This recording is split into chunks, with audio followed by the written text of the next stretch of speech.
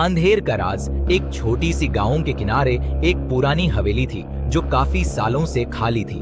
गांव के लोग कहते थे कि उस हवेली में भूत का बसेरा है। हवेली के पास से गुजारने वाला हर इंसान एक अजीब सी ठंडक महसूस करता और हवेली के अंदर जाने की हिम्मत किसी में नहीं थी। एक दिन राजत और उसके दोस्त आरव, निशा और मीरा गांव आए। राजत शहर का एक जर्नलिस्ट था जो पैरानॉर्मल एक्टिविटीज पर लिखता था। उसने सुना था कि हवेली में कुछ अजीब होता है और उसने फैसला किया कि वो सच का पता लगेगा।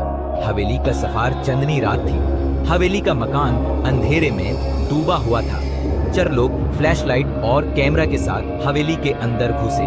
जहांदौर के खंडर और टूटे हुए दीवार उनका स्वागत कर रहे थे। वहां एक अजीब सी खामोशी थी जो उनकी हिम्मत को छोटी कर रही थी।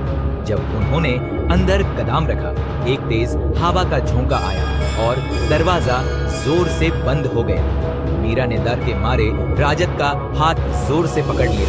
हवेली में कोई है? राजत जोर से चिल्लाया, लेकिन जवाब में सिर्फ उनकी अपनी आवाज हवेली के दीवारों से टकराकर वापस आई।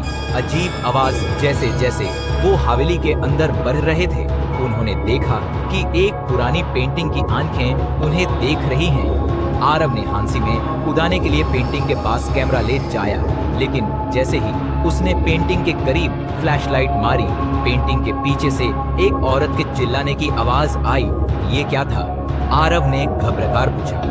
निशा ने कहा, शायद हवा की आवाज है, लेकिन उन सभी के चेहरों पे डर साफ दिख रहा था। कमरा जहां डर मौजूद था, उन्होंने हवेली के अंदर एक पुराना कमरा देखा।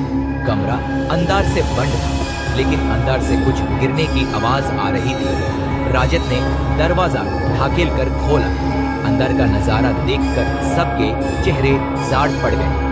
कमरे के बीचों बीच एक कुर्सी थी जिसमें एक पुरानी औरत की स्केलेटन बैठी हुई थी। स्केलेटन के हाथ में एक डायरी थी। राजत ने डायरी उठाई और पढ़ा, इस हवेली में जो भी आया है वापस नहीं गया। ये हवेली एक श्राप है। डायरी के आखिरी सफे पर एक लाल दाग था जो जैसे खून हो। सच का पता चलता है। अचानक कमरा के कोने में से एक कली परछाई दिखी। उस परछाई का रूप धीरे धीरे एक औरत का बन गया जो पूरा काली साड़ी में थी। उसका चेहरा जाल गया था और आंखें सेफ्ट थी। उसने जोर से चिल्लाते हुए कहा, यहाँ क्यों आए हो? मेरा चैन छीने। राजत ने हिम्मत करके पूछा, आप कौन हैं? औरत की आवाज गूंजती रही, मुझे धोखा दिया गया था। इस हवेली में मुझे मार दिया गया। अब जो यहाँ आएगा वो जिंदा नहीं बचेगा।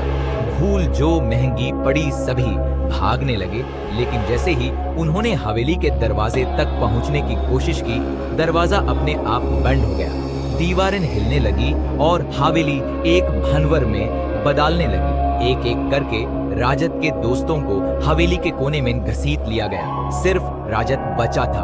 उसने जोर से दरवाजा खोलने की कोशिश की, लेकिन वो असफल रहा। अंधेरे में उसके कान के पास एक आवाज आई, तू भी यही रहेगा हमेशा के लिए। अगले दिन गांव के लोगों ने देखा कि हवेली के बाहर राजत का कैमरा गिरा हुआ था, लेकिन वो और उसके दोस्त कभी नहीं मिले। हवेली का अंतराज। कुछ महीने बाद एक और जर्नलिस्ट उस हवेली का पता लगाने आया। जब उसने अंदर कदम रखा तो एक पेंटिंग पर राजत और उसके दोस्तों के चेहरे बने हुए थे जो ऐसे लग रहे थे जैसे वो जिंदा होके भी कैद हैं। तभी से वो हवेली एक लानत के नाम से मशहूर हो गई और कोई भी उसके करीब जाने की हिम्मत नहीं करता। अंत तक सिर्फ एक सवाल बचा था, क्या राजत सच में सच का पता लगा पाया या हवेली ने उसका भी राज बना दिया?